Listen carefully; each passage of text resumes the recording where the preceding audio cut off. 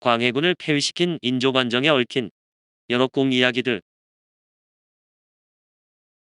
광해군은 조선의 제15대 왕으로 1608년부터 1623까지 15년간 왕위에 있었는데, 이름은 혼으로 선조의 둘째 아들이었으며 임진왜란이 발생했을 때 국난에 대비한다는 명분으로 피난지 평양에서 세자에 책봉되었습니다.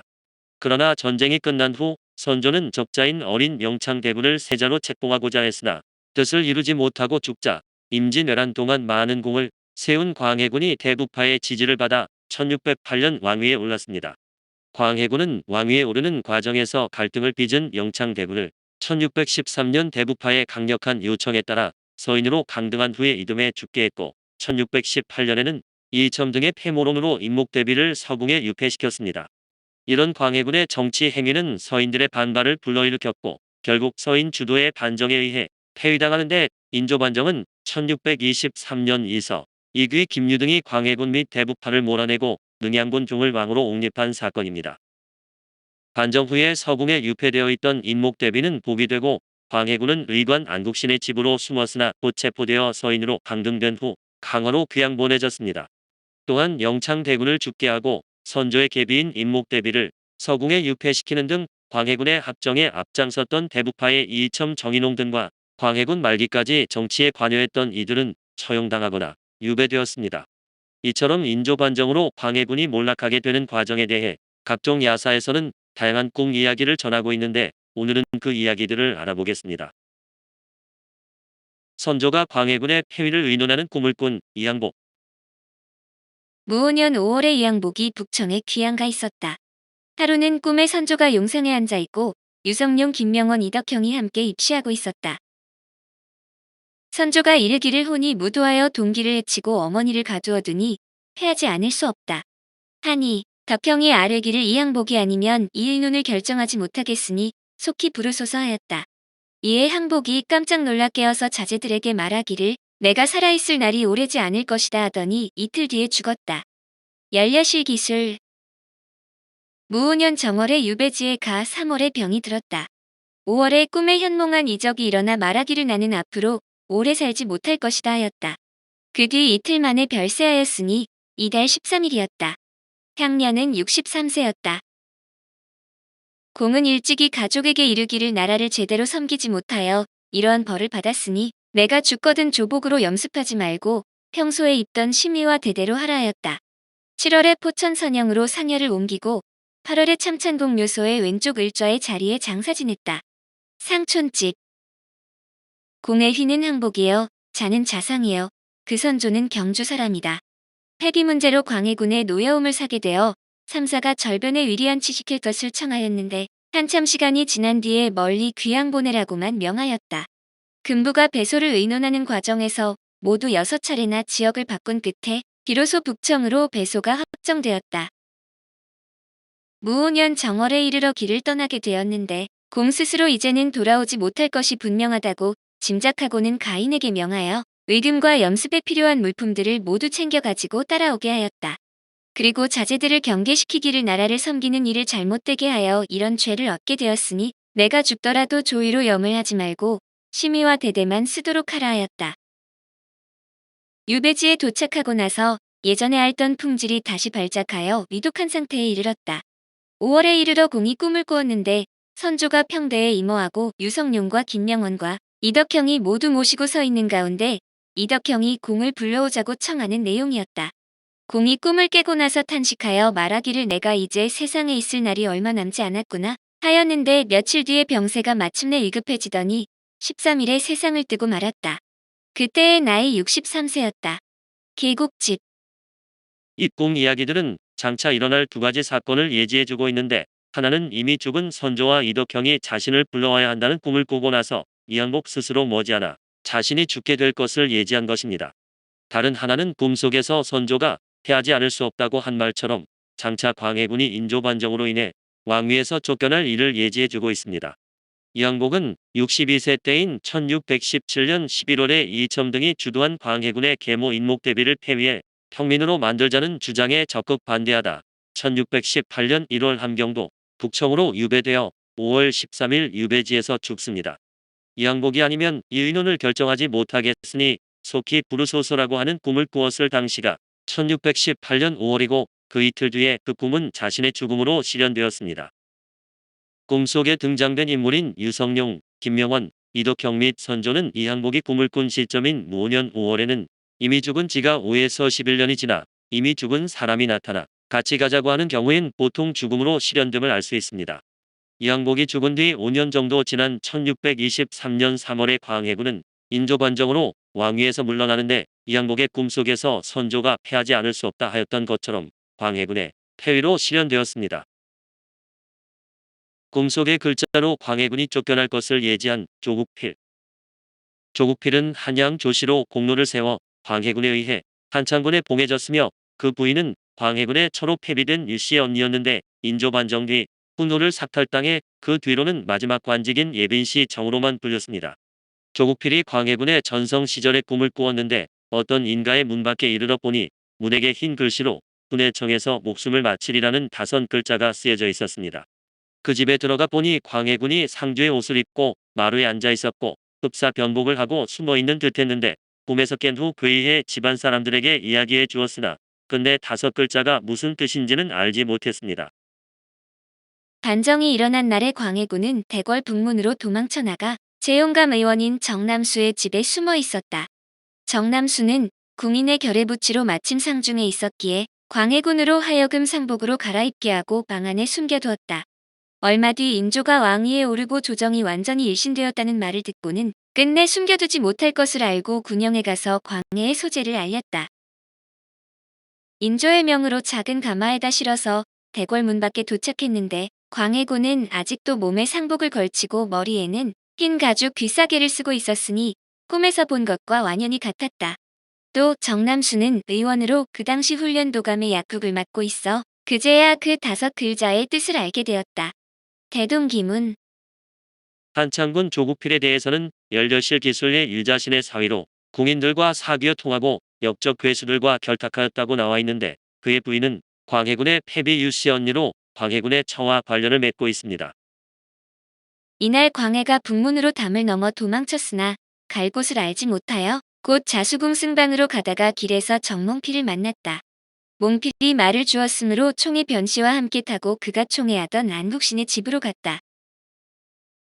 이에 국신이 상중에 입던 흰 개가죽 남바위를 쓰고 생포로 지은 천입과 삼띠집 심채님으로 다른 곳으로 옮겨가려 하였는데 의원 정남수의 밀고로 마침내 군사들에게 애워싸여 도총부에 들어와 있게 되었다. 인조가 서궁에 갚고 옥새를 바치니 대비가 이르기를 광해를 보아야 너희들이 한 일을 알겠다. 하므로 드디어 광해가 입은 옷 그대로 작고 까만 가마를 타고 나아가 뜰에 엎드렸다. 대비가 36가지 죄를 들어 면전에서 꾸짖으며 반드시 죽이려고 하는 것을 인조가 극력안하고 말렸다. 드디어 반정한 것을 사직에 고하였다. 명륜록, 속잠록, 열야실기술. 이때 폐주를 남여에 태워서 대궐문 밖에 이르는데 그때까지도 개가죽 남바위를 쓰고 있을 뿐이었다. 공사기문, 열야실기술. 광해군이 북쪽 후원의 소나무 숲 속으로 나아가 사다리를 놓고 궁성을 넘어갔는데 젊은 내시가 업고 가고 궁인 한 사람이 앞에서 인도하여 일관 안국신의 집에 숨었다. 그리고 세자 이질은 왕을 뒤쫓다가 찾지 못하고 장이동 민가에 숨었다. 평상시에 궁인들이 후원에 긴 사다리를 설치하여 밤에 출입하기에 편리하도록 하였는데 왕이 이 사다리를 사용하여 궁성을 넘어갔다. 광해군이 국신의 집사람인 정남수로 하여금 나가서 변란이 일어난 것에 대해 탐지하게 하였는데 남수가 돌아와서 들은 것이 없다고 아르니 왕이 말하기를 혹시 이 점이 한 짓이 아니던가 하였다. 왕이 이때 임취정 등을 신임하여 이첨의 권세를 억제하려고 했었는데 유이분이 은밀히 왕에게 아뢰기를 이첨의 세력이 너무도 높으니 그가 꺾임을 받지 않으려고 변란을 일으킬 계략을 가질 듯합니다라고 했기 때문에 광해군이 의심했던 것이다. 조선 왕조실록. 대동기문에는 광해군이 정남수의 집에 숨어 있다가 변심한 정남수의 밀고로 붙잡히는 것으로 나오고 있으며 열려실 기술에는 내관 안국신의 집에 피신했다가 정남수의 밀고로 잡힌 것으로 나오고 있습니다. 또한 조선 왕조실록에도 안국신의 집사람인 정남수로 하여금 변란이 일어난 것을 탐지하게 한 내용이 나오고 있는데 이를 보면 정남수란 인물이 광해군의 소재를 밀고 한 것은 틀림이 없다고 할 것입니다. 그리고 공통적으로 붙잡힐 때의 조국필이 꿈에서 보았던 대로 광해군은 상주의 옷을 입고 있으며 군의청에서 목숨을 마치리라는 글자처럼 의원과 관련된 의관 안국신의 집으로 피신했다 붙잡힙니다. 인조 반정이 있을 것을 예지한 김시양. 판서 김시양은 광해군 때의 종성으로 귀향을 갔는데 꿈에 어떤 이가 시를 지어 주었다. 그 가운데 한 연을 기억하였는데 다음과 같다. 불도관화에 관어대가 있는 바다에 가지 않고 하의견 태평. 어떻게 태평성대를 볼 것인가? 그 당시에는 그 뜻을 알지 못하였다. 그 뒤 영해로 귀향지를 옮겨서 관어당 아래에 거처하게 되었다. 그리고 계해년 인조반정이 일어나서야 비로소 서울로 돌아오게 되었다. 김은총화. 임자년에 내가 과거의 시제로 죄를 짓고 종성으로 귀향가게 되었다. 10월에 유배지에 이르러 한 달 남짓되었을 때의 꿈을 꾸니 배소를 남쪽 지방으로 옮겼는데 고을 이름이 아래에 자가 있어 평해나 흥해인 것 같으나 자세히 알 수 없었다.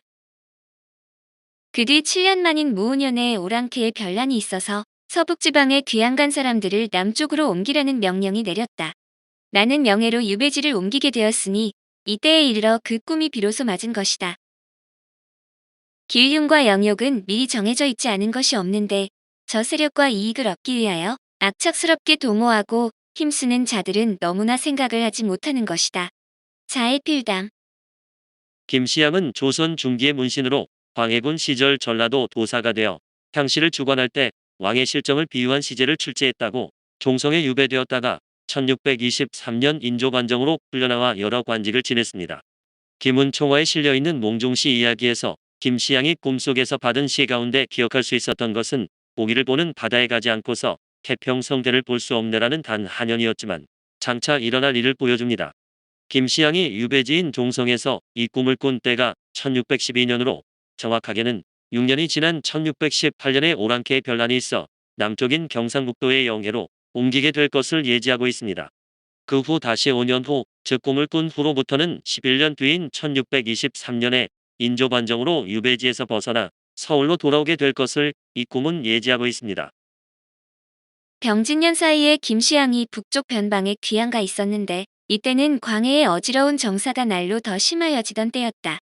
김시양이 원종이 반정하는 꿈을 꾸었는데 그 꿈을 이상하게 여겨 일기에 쓰기를 옥부가 불을 들었으니 범띠해의 일이다고 하였는데 이는 원종의 휘가옥과 불을 합한 부이고 중종이 범띠해 5년인 병인년에 반정을 하였으므로 이런 은어를 쓴 것이다. 무오년에 영해로 귀향지가 옮겨졌는데 허위보가 찾아와서 광해의 어지러운 정치를 언급하며 말하기를 조종에 쌓은 덕이 반드시 하루아침에 없어지지는 않을 것이니 왕자 정원부는 기량이 있고 재상윤방은 또한 비범한 사람이라고 말하였다. 김시양이 꿈이 헛되지 않다고 생각하였더니 2년 후에 원종이 세상을 떠나고 계해년에 원종을 맏아들인 능양군이 반정하여 인조 임금이 되었다. 하담록, 열려실 기술. 김시양은 반정의 꿈을 꿨으나 잘못하면 영모로 몰릴 이야기라 있는 그대로 일기에 썼다. 혹시 나중에 말썽이 될까 해서 정원군의 이름인 부를 옥부로 온밀히 표현했습니다. 또한 반정의 의미를 이전에 중종이 호랑이 해인 병인년에 반정을 했었기에 범띠해에 불을 든 것으로 적고 있는데 꿈속에서는 인조의 아버지로 나중에 원종으로 추존되는 정원군이 반정하는 꿈을 꾸었습니다. 그러나 꿈의 시련은 그의 맏아들인 능양군이 반정하는 일로 이루어지고 있는데 이를 보면 김시양이 꾼 꿈은 사실적인 미래투시의 꿈이라기보다는 상징적인 미래의직 꿈으로 보아야 할 것입니다. 당시 패비를 서궁에 가두는 등의 광해군의 국정이 날로 심해져가는 상황에서 반정이 일어나기를 바라는 잠재의식적인 마음에서 이러한 꿈을 꾸게 되었을 수도 있습니다. 인조반정의 성공을 예지한 김유의 부인 홍대용이 중국의 육비에게 보낸 편지의 인조반정에서 능양군의 성공적인 거사를 황룡이 하늘로 날아오르는 꿈으로 예지해준 꿈 이야기가 있는데 홍대용은 중국을 방문하는 연행사의 수행 군관이었습니다. 청나라의 북경에서 육비, 엄성, 반정균 등과 깊이 사귀었고 귀국부에도 필담으로 여러 이야기를 주고받는 등 편지를 통한 교류가 계속되었으며 그 기록을 항전척독이란 문집에 남기고 있습니다. 홍대용은 육비에게 보낸 편지에서 백사 이항복이 선조에게서 받은 한 복의 준마도를 김유에게 주며 훗날을 기약할 것을 부탁했다고 합니다. 이를 받은 김유가 신중하게 일을 진행해 그림의 주인인 능양군을 찾아 반정을 일으킴으로써 사직을 편안하게 할 것을 도모했으니 이것이 하늘의 뜻임을 밝히고 있습니다. 또한 김유의 부인은 황룡이 집에 들어와 대청에 서리고 왔더니 조금 있다 천둥 소리가 나며 비가 내려 지붕이 모두 부서져 하늘로 날아올라가고 당신도 그 꼬리에 매달려 어느새 사라졌습니다라는 꿈을 꾸었다고 전합니다. 황룡으로 상징된 능양군이 김유의 집에 찾아오고 힘차게 날아올라 왕위에 오르게 될 것과 남편인 김유가 꼬리에 매달려 같이 하늘로 올라가 거사가 성공하며 권세를 얻게 될 것을 상징하는 꿈입니다. 계운궁과 인목대비의 꿈의 선조가 보인 능양군. 무신년 이후 언젠가 꿈의 선왕이 계운궁을 불러 이르기를 너희 집의 하늘의 명을 받아 왕위에 오를 자가 있을 것이다. 하고는 이어 옥새를 내어주면서 이르기를 이것을 특별히 그에게 주고 나의 가르친 말을 전하라 하자 계운궁이 절하고 살해한 후 묻기를 신정에 최선을 다하면 이 나라를 진압하고 창성하게 할 수 있을까요 하였는데 그 역시 신묘한 일이었다. 빛나신 열조의 영령이 우리 성상을 격려하여 큰 어지러움을 가라앉히고 뒤를 이어 복을 받아 이 나라에 억만년토록 끝없이 빛나는 길을 열게 하였으니 그 꿈이 바로 이것을 말한 것이었다. 조선 왕조실록. 능양군이 인조반정으로 왕위를 계승하게 될 것을 죽은 선조가 능양군의 생모인 계운궁에게 일러준 계시적인 꿈 이야기인데, 계운궁은 인조의 아버지가 되는 정원군의 부인이며 인조의 생모인 인헌왕후입니다. 이 꿈은 선조가 1608년에 죽은 후에 계운궁의 꿈에 나타나 옥새를 주면서 장차 집안에서 왕위를 계승할 자가 있음을 예지해주는 것으로 15년 뒤에 인조반정으로 계운궁의 큰아들 능양군이 왕위에 오릅니다. 상이 처음 도성에 들어오려고 하면서 이시방 등을 보내 의거의 뜻을 대비 전에 알렸었는데 급기야 상이 입궁하자 대비는 선왕의 빈자리를 설치하라고 명하고는 침전으로 나와 발을 들이우고 상 위에다 대보를 놓아두고는 사군으로 하여금 빨리 들도록 전교를 내렸다. 상이 들어가 뜰에 서서 대성통곡을 하니 뒤따르던 신하들도 다 울음을 터뜨렸다. 대비는 이를 말리면서 이르기를 이는 종려 사직에 있어 큰 경사인데 곡할 것이 뭐가 있겠소 하고는 이어 여러 신하들에게 전교하기를 10년 유폐 끝에 오늘을 다시 보리라고는 생각도 못했었다. 어젯밤 꿈에 선왕께서 나에게 이유 있을 것이라고 말씀하더니 지금 경들 덕에 인간 윤리가 다시 밝아지게 되었소 하였다. 그리고 내시에게 명하여 대보를 상께 바치도록 하고 또 별당을 깨끗이 소지하라고 하면서 이르기를 거기가 바로 선왕께서 일 보시던 곳이오 하였다. 국조보감. 12월 강원감사 백대영이 교체되어 돌아가서 이처만 찬남 등과 상의하기를 대비가 만약 살아있게 되면 우리들은 마침내 땅에 묻히지도 못할 것이다. 하니 정조윤인 이의경이 말하기를 후회해도 소용이 없으니 먼저 일을 단행하는 것만 같지 못하오 하였다. 12월 금음날에 백대영과 이의경은 역귀를 쫓는 곳을 한다 하고서 도적의 무리를 많이 거느리고 진과 북을 치고 떠들썩하게 경운궁으로 난입하여 대비를 해치려고 하였다. 이날 초저녁에 대비의 꿈에 선조가 슬픈 기색으로 와서 말하기를 도적의 무리가 지금 들어오고 있으니 피하지 않으면 죽을 것이다 하였다. 대비가 꿈을 깨고 나서 울고 있으니 궁인이 그 이유를 물음으로 상세히 말하였다. 이에 궁인이 선왕의 홀령이 먼저 타이르시니 이유가 있을 것입니다. 제가 대신 대비의 침전에 누워서 기다리겠습니다 하여 대비가 기뻐하며 잠시 후원으로 피했는데 도적이 궁에 들어가 찾아서 해쳤다. 하지만 임금과 신하들이 모두 대비가 몸을 뺏어나간 것을 알지 못하였다. 이때 영의정 박승종이 사변을 듣고 곧 하인을 많이 거느리고 석궁에 이르러 고함을 치면서 도적을 쫓으니 백대영이 끝까지 대비를 찾지 못하였다. 대비가 화를 면한 것은 실상 박승종의 힘이었다고 한다. 광해군에게는 대비가 정말로 죽었다고 했으므로 반정하던 날에 대비가 있나 없나를 먼저 물었다. 그때 대비가 다른 궁녀와 함께 죽음으로 저리를 지킨 그 궁인을 후원에 몰래 묻었는데 반정한 후에 파내어 예를 갖추어 장사 지내었다. 속점록, 열려실 기술. 위 이야기들은 능양군이 왕에 등극하는 과정과 인조반정이 일어나기 전날 밤 선조가 인목대비 꿈에 나타나 반정을 꿈으로 계시했다고 밝히는 기록입니다. 오늘은 광해군을 폐위시킨 인조반정에 얽힌 여러 꿈 이야기들이었습니다.